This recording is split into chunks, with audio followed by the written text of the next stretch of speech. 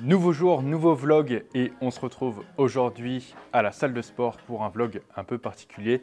Il commence en fin de journée, j'ai aucune idée de l'heure qu'il est, il doit être à peu près 18 h, quelque chose comme ça. On va faire ensemble une séance push. Alors c'est une séance push qui sera un peu particulière, tout simplement parce que je ne m'entraîne pas dans ma salle habituelle, je m'entraîne dans la deuxième salle, celle où en général je fais uniquement les jambes. Pourquoi? Parce que du coup en ce moment il y a le Tour de France dans ma ville et du coup ils ont bloqué et fermé pas mal de rues, dont du coup la rue où il y a ma salle de sport, et ils ont fermé ma salle de sport, même si normalement elle est censée être en accès libre. Du coup une séance un peu différente, mais je pense que ça peut être intéressant que je te montre comment je vais adapter cette séance pour qu'il y ait le moins d'interférences possible et que je puisse avoir la meilleure stimulation possible en étant dans des conditions différentes.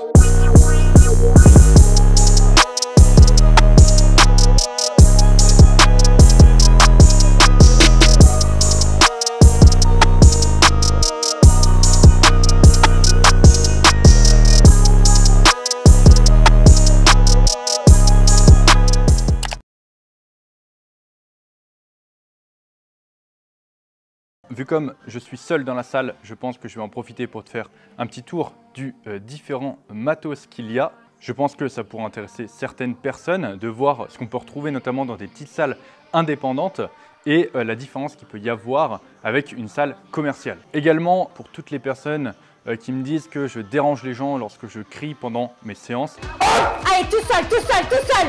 Encore!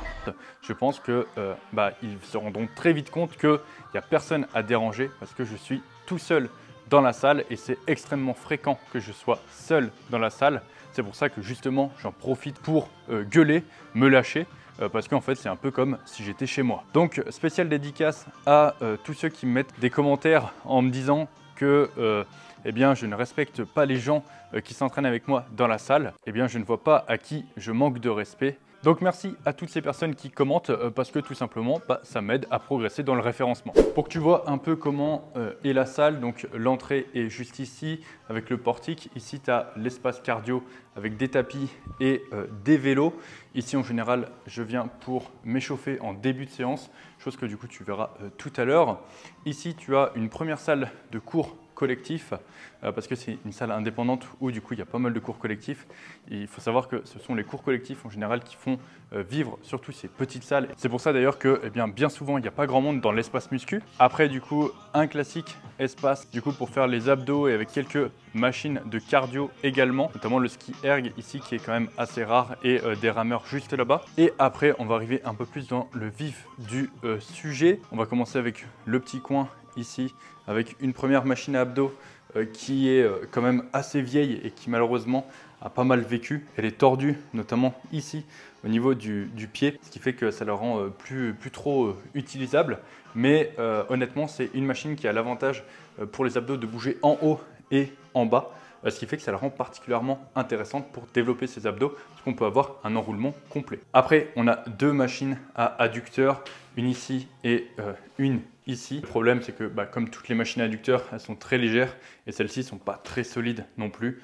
C'est d'ailleurs pour ça que je ne fais plus les adducteurs, parce que malheureusement, je pense qu'elles auraient fini par casser si du coup je continuais à m'entraîner dessus. Après, si on continue, on va arriver dans le parc un peu plus complet avec ici le fameux leg extension Matrix qui est honnêtement est pas si mal que ça. Le leg curl Matrix qui est honnêtement est vraiment bien mais qui est un peu mal aimé par la plupart des gens. Pourquoi? Parce qu'ils ne savent pas l'utiliser, tout simplement. Le leg curl Matrix, je le dis et je le redis, est une très bonne machine. C'est juste les gens qui ne savent pas l'utiliser. À côté, on a la machine à dips Matrix. L'avantage, c'est que celle-ci possède une ceinture, donc c'est beaucoup plus pratique pour te tenir et pour gagner en stabilité. À côté, on a un curl pupitre Matrix. Je ne suis pas forcément hyper fan des curls au pupitre et celui-ci n'est pas forcément spécialement bien. Il est un peu léger en plus, donc on va passer vite à la suite. Derrière, un pec deck Matrix. Honnêtement, celui-ci est pas mal. Le seul problème, c'est qu'il est un peu cassé et un peu tordu ici, donc malheureusement pas hyper utilisable, mais ça reste quand même une bonne machine. Et l'avantage, c'est que tu as une bonne articulation ici qui bouge et qui te permet quand même de gagner pas mal en liberté de mouvement sur l'exercice. Ensuite, on a une station de tirage verticale Matrix, la classique qu'on retrouve dans tous les basiques aussi. Elle est pas mal du tout. Le seul problème, c'est qu'il faudrait lui mettre un contrepoids ici ou quelque chose pour la tenir ou au moins la fixer. Ici, on a un support de fixation parce que le problème, c'est que dès qu'on met un peu de poids, on a tendance à très vite s'envoler et la tour a très vite tendance à perdre en stabilité. J'ai failli en verser plusieurs malheureusement à cause de ça. Après, on a le fameux Chest Supported Row Matrix qui est sans doute l'une des meilleures machines de la gamme Matrix et sans doute elle est dans mon top 3 des meilleures machines pour le dos, que ce soit pour le grand dorsal, les trapèzes et les rhomboïdes. C'est une machine qui est fantastique, grâce notamment au support qui est juste ici, qui est réglable, le siège aussi qui est réglable. On peut vraiment faire une diversité de mouvements très importante, que ce soit trapèze, rhomboïde, grand dorsaux, arrière d'épaule, en étant vraiment safe, en étant vraiment stable sur le mouvement. C'est pour ça que j'apprécie particulièrement cette machine. Et enfin, juste à côté, la presse horizontale Matrix, qui honnêtement peut être intéressante dans certains cas. C'est pas la meilleure presse à cuisse horizontale qui existe, mais elle fait le taf quand on a besoin d'une bonne presse à cuisse. Mon seul défaut que j'aurais à lui reprocher, c'est que même en collant le siège au plus proche, elle a tendance toujours à manquer d'amplitude et j'aimerais qu'elle puisse avoir un peu plus d'ampli. Ensuite, du coup, on continue. Ici, on va avoir un repose-barre classique avec des barres qui vont jusqu'à 40 ou 50 kg, je crois, de mémoire. Encore une fois, ce n'est pas quelque chose que tu trouves dans tous les Basic Fit. Ça s'arrête souvent à 30 kg. Ici, on a un vieux banc du coup à développer pour les épaules. Souvent, les vieux bancs avaient les chandelles comme ça qui étaient vachement proches, ce qui fait qu'il fallait faire hyper attention. Quand tu décharges un poids d'un côté, il faut faire attention de l'autre côté si tu veux pas que ça verse. Et le problème aussi, c'est que souvent les barres dépassent énormément. Et quand tu passes, eh bien souvent tu as de grandes chances de te la prendre. J'ai vu énormément de personnes s'assommer comme ça lorsque je fréquentais les salles 10 ans en arrière. Après, du coup, on va pas avoir une, mais deux machines de Chest Supported Row à nouveau. Donc des machines de tirage avec un support pour le buste. Honnêtement, on en a une là et du coup une autre là-bas avec la Matrix. Donc autant te dire que ici, pour travailler le dos, on a largement ce qu'il faut. C'est des machines avec un axe qui est en bas. Comme tu peux le voir, l'axe est ici, alors que sur l'autre, eh bien l'axe est en haut. Tu vois, il est juste ici. Ce qui fait que le mouvement est un peu différent et naturellement, ça forcera tes coudes à se rapprocher un peu plus de toi. Donc ces deux machines vont être un peu plus utiles pour travailler notamment arrière d'épaule, grand dorsaux et les autres, l'autre, la machine Matrix là-bas, elle sera un peu plus intéressante pour travailler tout ce qui sera trapèze rhomboïde parce que naturellement ça te permettra d'ouvrir les coudes plus facilement. Après du coup on va retrouver une poulie vis-à-vis classique avec du coup une tour, station de tirage horizontale avec les poulies dissociées. Ça c'est vraiment très bien. J'apprécie énormément travailler mon dos avec les poulies dissociées. Ça offre une liberté de mouvement qui est pas comparable. Et ici on a la même chose en version tirage vertical. Le seul problème c'est qu'ici le siège est un peu court, mais c'est pas très grave. En général on met la box qui est juste ici derrière pour allonger le siège et ça permet d'avoir une très bonne station de tirage vertical. Si on va dans le coin maintenant, ça va commencer un peu à se corser. Ici on a une vieille chaise romaine et du coup qui fait également station de dips. Je suis pas hyper fan des embouts qui sont un peu trop fins pour moi et l'écartement j'aime pas trop pour faire mes dips, mais ça fait quand même le taf. Ici on a une Smith Impulse. L'avantage comme tu peux voir c'est que elle est débranchée, tu vois, il n'y a pas les contrepoids dessus. Et la barre est vachement épaisse. J'ai une grosse main et tu vois que la barre est très épaisse, ce qui fait que la Smith de base est extrêmement lourde et extrêmement solide aussi de par l'épaisseur. C'est sur celle-là que j'ai fait mon hip thrust à 400 kg. Au-delà de 400, elle commençait un peu à plier, mais honnêtement, c'est sans doute la barre la plus solide et la plus résistante que j'ai jamais vue de toute ma vie. Derrière, on a un vieux leg curl. Alors c'est un vieux leg curl Technogym qui est plutôt intéressant. Le seul problème, c'est que malheureusement, c'est un peu un arrache-ischio pour rentrer dedans. Mais il fait le taf, il est quand même mieux que certains leg curls, notamment les leg curls Matrix qu'on peut retrouver en salle de sport. Et pareil, les réglages s'effacent un peu. Mais pour noter en général, ce que je fais, c'est que je prends de la magnésie et je note à la magnésie, je fais un trait de magnésie. Et comme ça, je sais où est mon réglage. Ici, du coup, pareil, on a un vieux leg extension qui sur le papier est plutôt pas mal. On a du coup ici de quoi s'attacher. On peut régler le fauteuil d'avant en arrière. Son seul défaut, c'est sa courbe de résistance et son manque d'amplitude. Mais sinon, la machine était plutôt bien pensée. Ici, on a la machine à mollet assise. Pas forcément grand chose à dire dessus. Elle fait le taf et elle est plutôt assez lourde quand même pour une machine à mollet. Ici, un vieux banc de développé couché qui est plutôt très bien. Pourquoi? Parce qu'on peut mettre sa tête plus loin comparé du coup à un banc classique qu'on verra juste à côté, ce qui fait que pour sortir la barre, c'est vachement mieux. Il y a beaucoup moins de chemin à parcourir pour sortir la barre et du coup, ça fait que beaucoup de gens préfèrent ce banc-là, par exemple, à ces deux bancs qui sont là, malgré le fait qu'ils soient beaucoup plus vieux et beaucoup plus branlants, mais c'est juste parce que, eh bien, on peut beaucoup mieux se placer. J'ai oublié du coup l'élément central, le pendulum que du coup j'ai été chercher. Alors j'ai pas précisé toutes les machines que j'ai fait mettre ici, mais du coup le pendulum a été l'une des premières. Ça a été d'ailleurs le premier pendulum de France à se retrouver dans cette salle. Donc le pendulum, c'est une machine qu'on ne présente pas. Elle est excellente pour développer les quadriceps parce qu'elle permet justement d'avoir une grosse flexion de genoux, une grosse amplitude et donc un gros travail des quadriceps. Justement, du coup, on continue après avec les machines pour les quads. On a ici le hack squat Matrix. Hack squat qui honnêtement est pas si mal que ça. Il est plutôt assez lourd. Le seul défaut que je lui trouve, c'est que je ne peux pas régler la plateforme ici. Mais avec un système de cale, tu as dû le voir dans plusieurs de mes vidéos, on peut facilement compenser le problème et pouvoir du coup régler d'une façon détournée l'orientation du plateau. Et à côté, on a la presse Matrix avec le plateau qui est mal orienté. Le plateau malheureusement est assez mal orienté, ce qui fait que pour faire une presse à cuisse pour les fessiers, c'est une machine qui est très intéressante. Mais pour faire une presse à cuisse pour les quadriceps, ça va être un peu plus compliqué et ça va demander un peu plus d'adaptation.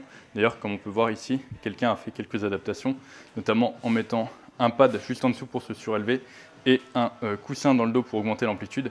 Comme quoi, dans cette salle, il y a quand même des gens qui s'entraînent bien ici. On finit très rapidement avec l'espace poids libre, des haltères qui montent jusqu'à 60 kg. Donc 60 kg, c'est très rare pour une salle, surtout que ça fait un moment qu'elle a des haltères comme ça, qui montent très lourd. Elle a un autre jeu d'haltères qui est juste aussi là-bas et qui est également assez intéressant. Donc beaucoup d'haltères dans cette salle. Un rack classique à squat, une station de tirage vertical. Celle-là, c'est une vieille Panata à chaîne, donc pas mal de force de frottement, mais quand même assez solide.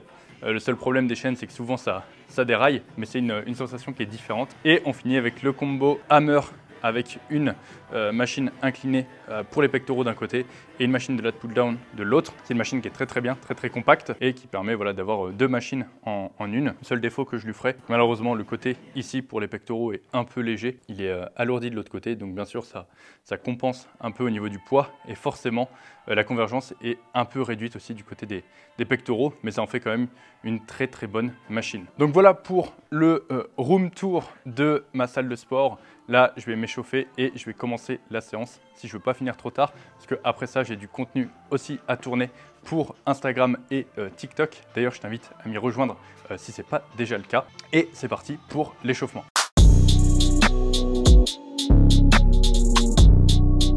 Pour t'expliquer un peu comment je procède pour chacune de mes séances, je commence toujours du coup par 5, 10, 15, 20 minutes de cardio, tout dépend. Le but, c'est vraiment d'avoir une montée en température de mon corps. Là, en ce moment, il fait assez chaud, donc en général, je fais entre 5 et 10 minutes, plutôt 10 minutes, parce qu'en général, ce que je fais, c'est que je réponds à certains de mes clients pendant que du coup, je m'échauffe. Donc, ça permet aussi d'avoir un petit temps dans la journée pour mes coachings. C'est quelque chose que j'aime bien faire.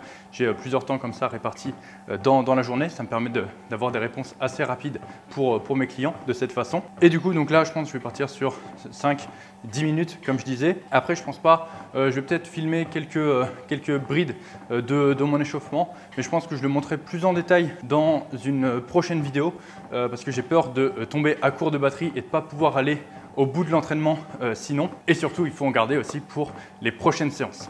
Donc, je fais mon tapis et on se retrouve pour le premier exercice.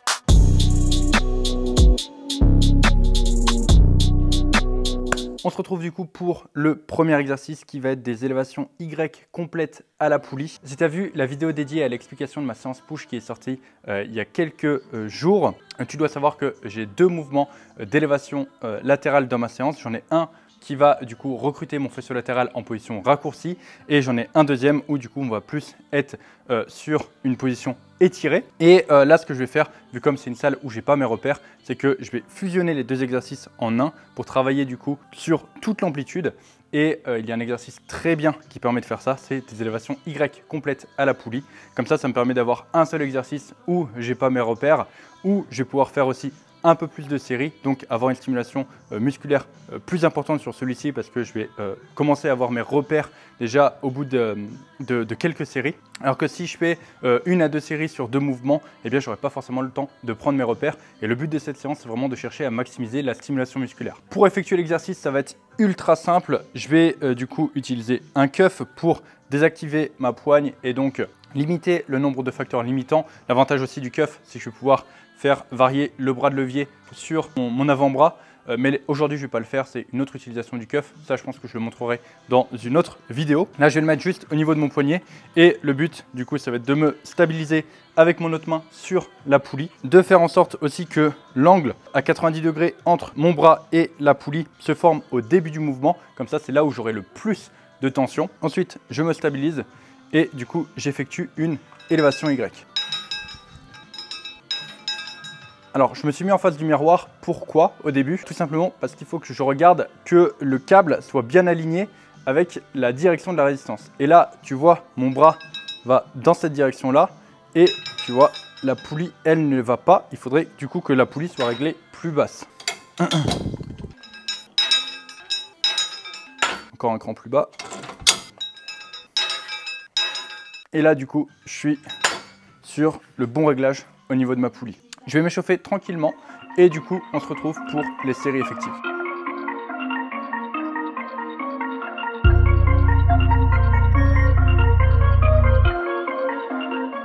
Faire des montées en gamme sur un exercice qu'on ne connaît pas, c'est très pratique parce que ça permet de savoir à peu près où va se situer sa série effective.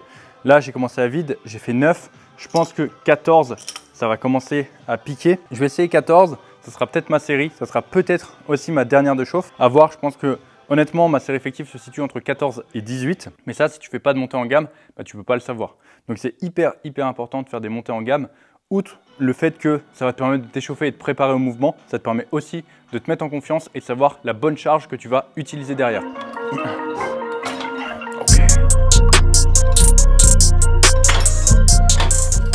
Bon, du coup, 14, c'était encore une chauffe. 18, ça sera le bon poids. Ok.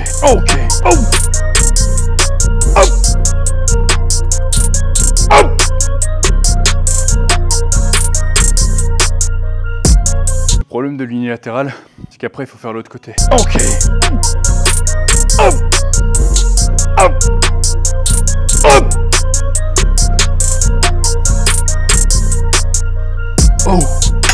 Je viens de faire ma première série de chaque côté. Ce que je vais faire, c'est que je pense rester au même poids. Étant donné que c'est la première fois que je fais l'exercice, je pense que je vais avoir une perte de répétition sur ma deuxième série, mais qui ne sera pas franchement significative, étant donné que je n'ai pas forcément été à l'échec musculaire, tout simplement parce que je n'ai pas l'habitude de faire le mouvement. Et même si mon mouvement a bien ralenti sur la phase concentrique, etc. Quand tu n'as pas l'habitude de faire un mouvement, c'est comme ça, tu ne peux pas aller au plus proche de l'échec musculaire. Donc, je vais rester au même poids, avec les mêmes réglages. On va voir si j'arrive à faire le même nombre de reps. Bah, déjà, ça sera un indicateur que je n'étais pas forcément à l'échec musculaire. Mais je pense quand même perdre 1 à 2 répétitions. On verra bien. Mais c'est plutôt comme ça que je vais pouvoir juger ma proximité de l'échec plutôt que par rapport à mon ressenti sur le mouvement ou la vitesse d'exécution que j'ai pu avoir. Ok.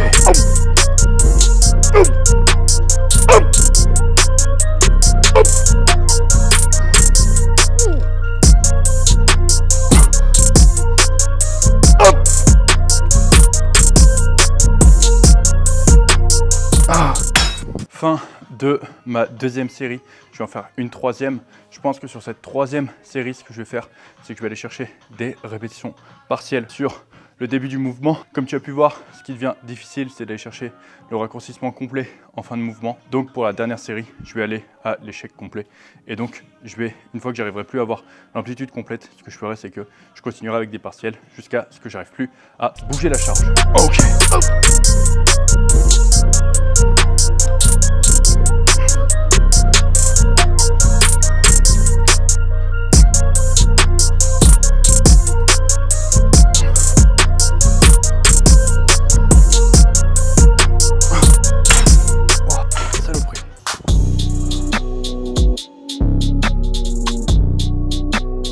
Deuxième exo, on va partir sur les dips ici. Je suis pas hyper fan de la structure, comme je disais tout à l'heure, elle est branlante, il manque une poignée aussi. Mais ce qui compte pour moi, c'est que je puisse vraiment avoir ce que je recherche sur le mouvement, c'est-à-dire pouvoir bien pousser mon omoplate vers le bas dessus. Cet exercice, je le compte plus comme un exercice de réhab. Si vraiment j'avais voulu avoir la stimulation musculaire maximale, je pense que j'aurais été sur la machine à dips plutôt. Le seul truc qui me fait un peu peur sur celle-ci, c'est que je ne vais pas pouvoir avoir ma standardisation. D'habitude, je standardise avec ma tête, c'est-à-dire que je descends dès que mon nez touche la structure, j'ai mon repère de standardisation. Là, je ne vais pas l'avoir. Donc je pense que je vais jouer la sécurité, soit je vais mettre moins lourd, je ferai un peu plus de reps. De toute façon, le but sur ce mouvement, c'est de garder des RIR. Donc je vais être vraiment très vigilant. Le but, c'est vraiment de faire de la réhab, mais pour que la réhab fonctionne, il faut qu'il y ait quand même un minimum d'intensité aussi. Donc je vais voir, je vais tester, je vais commencer un peu à lester. Parce que du coup, maintenant, vu comme j'ai un poids du corps qui est très bas, bah, il faut que je me leste pour pouvoir quand même faire en sorte que ça travaille un peu. Et je pense que je ne vais pas monter très lourd. Je ne dépasserai pas les 40 kg de lest, je pense, sur l'exo. Et du coup, c'est parti pour celui-ci.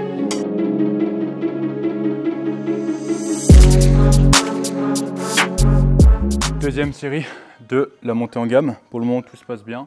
D'ailleurs, je te renvoie à ce que j'ai dit précédemment sur les montées en gamme et leur importance pour trouver le poids idéal. Je vais monter progressivement pour savoir à peu près où va se situer mon top 7. Et du coup, là, je suis à 20 kg et je vais continuer comme ça jusqu'à trouver la bonne charge.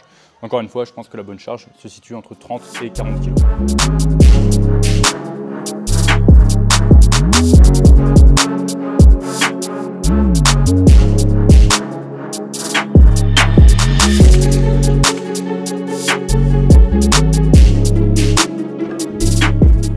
Première série est passée très facilement. Je vais pas remonter au-delà. J'avais pas mal de répétitions de réserve. J'ai eu quelques soucis de stabilité, mais dès que je pousse dans l'axe, tout se passe bien. Ce que je vais faire, c'est que je vais aller chercher de la magnésie. J'avais pas mal les mains qui glissaient, notamment du côté droit où il n'y a pas le grip. Et je pense que déjà pour la deuxième série, ça devrait un peu mieux se passer. Mais en tout cas, je suis très satisfait de la série et de ce qu'elle va m'apporter derrière pour ma progression et ma réhab.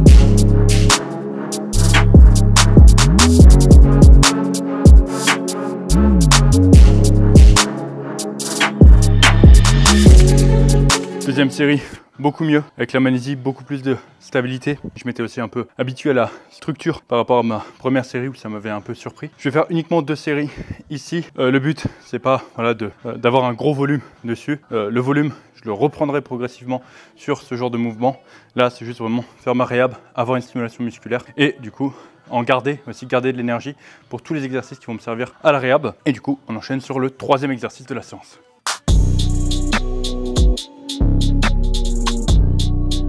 C'est super dur quand tu es blessé et que du coup tu peux commencer à reprendre les mouvements, que tu n'as pas de douleur, que ça se passe bien, que tu as un bon pump. Tout de suite, la première chose que tu as envie de faire, c'est tout simplement de recharger, de refaire plein de séries, etc. Mais c'est justement comme ça que tu rates ta réhab. Il faut toujours être raisonnable, faire la balance bénéfice-risque. Et c'est un peu comme au poker, quand tu as déjà gagné 1 million d'euros, tu les remises pas, tu sors avec l'1 million d'euros parce que 1 million d'euros, c'est déjà super bien. L'exercice suivant, du coup, ça va être un développé aux haltères sur banc, avec le banc que tu vois juste ici. Donc au niveau de l'inclinaison, je le règle de cette manière-là. Alors pourquoi un mouvement aux haltères? Tout simplement parce que dans cette salle, il n'y a pas de bonne shoulder press et la Smith, malheureusement, ne dispose pas de sécurité. Donc au final, pour ma standardisation, ça va pas être ouf. En plus ici, le sol glisse pas mal. Donc eh bien, la solution des haltères sera la meilleure solution pour moi.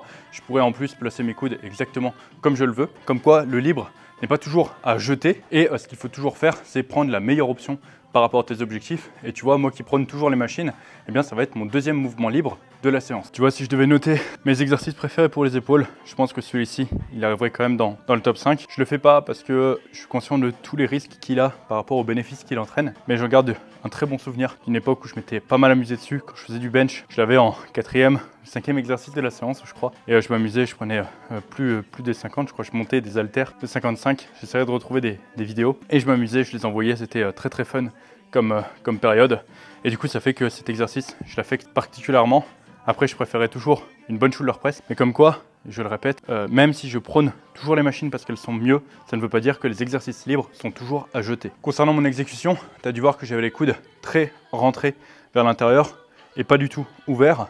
pour 2 raisons. La première, c'est que la position complètement ouverte met énormément de stress sur l'articulation de l'épaule et sur le coracobrachial. Donc, je préfère tout simplement les rentrer. Et en plus, tu t'en doutes, j'ai déjà des problèmes à l'épaule. Je ne vais pas ouvrir encore plus les coudes pour en provoquer, sachant que là, c'est une position qui est très confortable pour moi, sur laquelle je me sens très bien. Donc, je vais rester comme ça. Le but ici, c'est pas encore une fois de faire de la performance. Là, c'est vraiment d'avoir un mouvement où je vais vraiment être que en épaule. Pour ça, je contracte mes abdos pour vraiment éviter de surarcher et du coup faire basculer la tension sur mes pectoraux. Forcément, les pectoraux seront recrutés, mais de manière indirecte. Et le but, c'est toujours de maximiser le recrutement d'un muscle par rapport à un autre. Et si du coup, j'overarch sur mon mouvement, c'est sûr que la tension, il y en aura beaucoup plus sur les pectoraux et moins sur les épaules, ce qui n'est pas le but ici. Alors, petit fun fact intéressant, au passage, ça fait une petite anecdote. Ça fait depuis, je sais pas, je dirais 3 ans que j'ai pas touché une haltère. C'était depuis le confinement la dernière fois que j'ai pas fait un mouvement d'overhead press. J'avais repris, mais j'étais monté très vite au maximum des haltères de la salle. Donc j'avais arrêté. Et là, du coup, je reprends après blessure, etc. Bon, je pense pas que je monte au-delà des 30 kilos, mais ça fait hyper longtemps que j'avais pas fait de mouvement libre aux haltères. Alors le problème de ce banc-là, c'est qu'il a tendance à... Il fait du drift. Faut faire attention quand t'es dessus. Ok. Je pense qu'on est pas mal là. Non, trop léger en fait. Je pense que cette fois-ci, ça va être les bons poids. Et même si c'est pas les bons, je pense que je resterai à poids-là. J'ai pas envie de monter à 40 kg pour la reprise, sachant que je sais pas si je referai ce mouvement avant un petit moment. Là, le but, c'est juste vraiment d'avoir une stimulation musculaire maximale. Ok.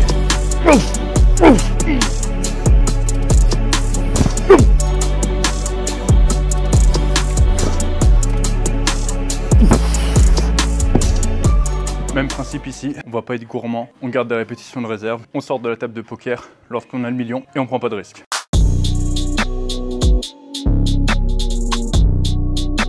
Pour le dernier exercice pectoraux, on va aller sur une chest press. Le but, ça va être de mimer le mouvement du coup que je faisais pour les pecs en position raccourcie la semaine dernière. Je le faisais du coup au câble. Là, cette fois-ci, je vais le faire à la machine. La machine va m'apporter toute la stabilité, mais le principe reste le même. Le but, c'est de travailler du coup en position raccourcie, de faire en sorte que le bras traverse le buste et que du coup, on ait un support pour de la stabilité. Là sur la machine, je suis bien. De ce côté-là, je vais pouvoir me caler. C'est mon côté en plus droit, donc ça va me permettre d'être un peu plus fort, d'aller un peu plus loin dans l'exercice. Le côté gauche, je vais pouvoir aussi me caler en me tenant sur la machine. Mais de toute façon, ça tu le verras sur la vidéo.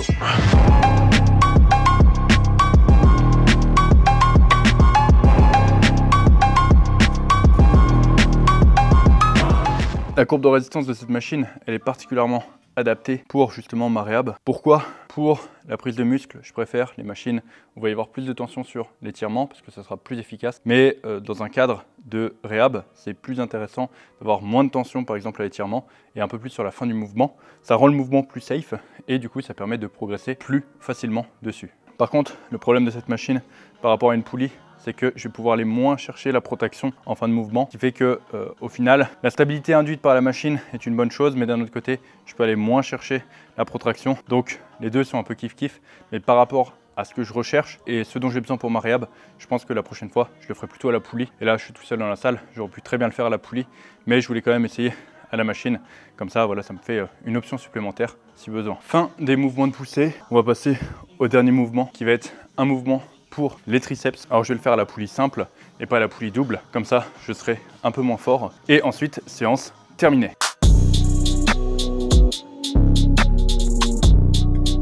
Je vais utiliser du coup cette barre, je n'ai pas trouvé mieux. C'est la seule qui était suffisamment large pour que je puisse avoir une bonne prise. J'aurais pu utiliser aussi 2 cordes, mais le problème c'est que ici elles font pas la même taille, donc ça aurait été un peu bancal. Donc j'ai pris encore une fois la meilleure option, qui sera du coup cette magnifique barre de fabrication artisanale. Petite interruption culture générale, la poulie que tu vois là, du coup je l'ai appelée du coup une poulie simple.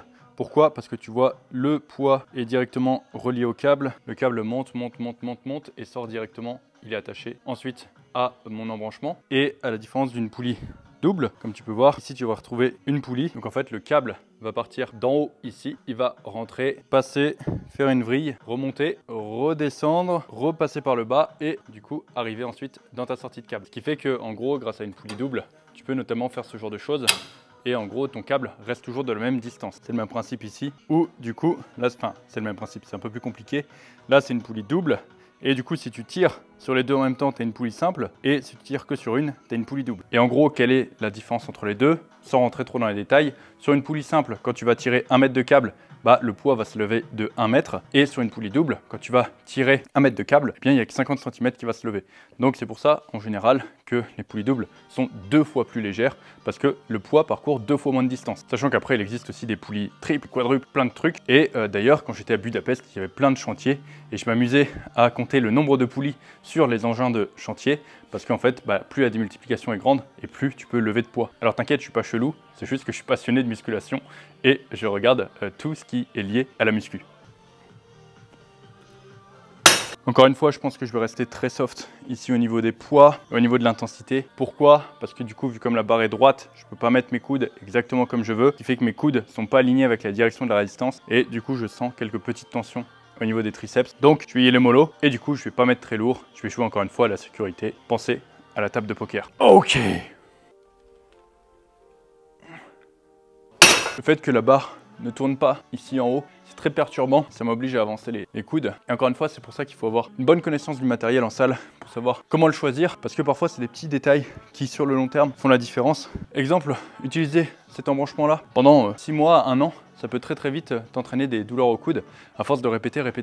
Donc apprenez à choisir correctement le matériel que vous utilisez, parce que sur le long terme, ça va faire la différence. Il me reste encore une série de triceps, je pense que je vais terminer le vlog ici. J'espère qu'il t'aura plu, que tu aimes ce genre de format. C'est vrai que je suis conscient que c'est un luxe d'avoir une salle uniquement pour moi, donc j'en profite. D'ailleurs, si tu étais à ma place, qu'est-ce que tu ferais si tu avais une salle comme celle-ci pour toi tout seul?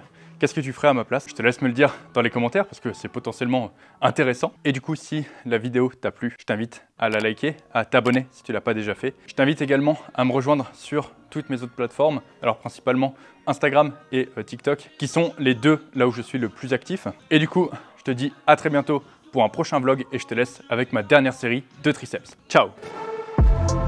Ok.